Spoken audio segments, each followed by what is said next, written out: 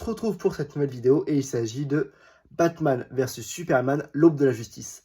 Sorti en 2016 et réalisé par Zack Snyder, l'Aube de la Justice met en scène l'affrontement entre deux légendes de l'univers DC, Batman et Superman.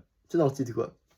Après les événements de Man of Steel, Batman considère Superman comme un danger pour l'humanité et décide de l'arrêter. Pendant ce temps, Lex Luthor manipule les deux héros dans l'ombre pour servir ses propres intérêts. Le film explore des thèmes comme le pouvoir, la peur et la justice, tout en introduisant des personnages comme Wonder Woman et en mettant les bases de la Justice League. Par exemple, en laissant un petit peu apparaître sur 2-3 plans les futurs membres de la Justice League, Cyborg, Flash et Aquaman. Batman vs Superman m'a laissé sur ma faim.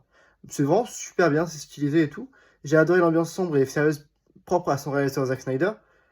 Le face-à-face entre le Batman de Ben Affleck et le Superman d'Henry Cavill était assez prometteur, mais n'a pas été à la hauteur de mes espérances. Côté casting, parce qu'on a eu du nouveau en casting, Ben Affleck en Batman c'est un très bon choix.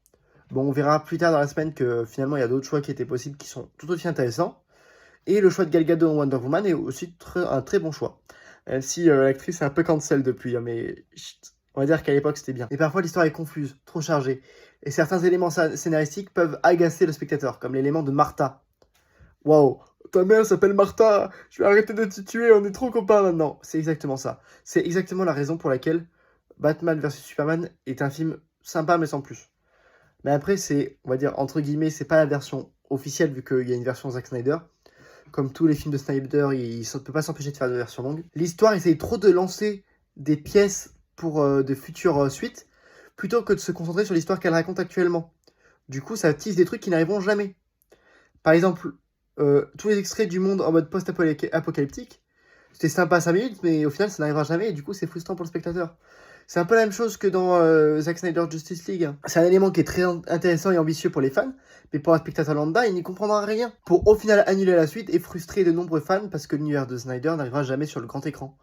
Ni sur le petit écran, à part avec Zack Snyder Justice League, mais c'est un autre débat. C'est un film qui est ambitieux, mais qui manque de clarté d'émotion.